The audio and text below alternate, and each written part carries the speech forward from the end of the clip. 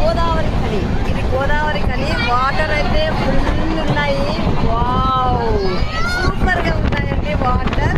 So దీని అంటారు కదా గోదావరి ఖని. ఇది ఒక ఖని ఓకేనా అండి.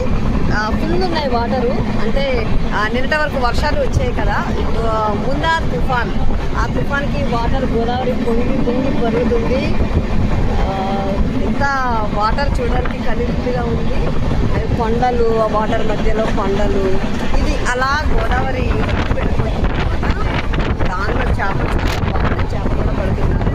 ట్రైన్లో ఇలా గోదావరిని కనిపిస్తూ పచ్చని చెట్ల మధ్యలో నుంచి వావ్, ఎక్సలెంట్ క్లైమేట్. చల్లగా ఉంది అనమాట.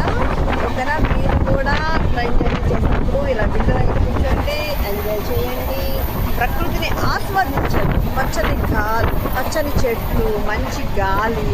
వావ్, సూపర్ అండి. అప్పుడప్పుడు ఇలాగ కూడా కారులోనే కాకుండా ఇలా కూడా ట్రైన్ జర్నీ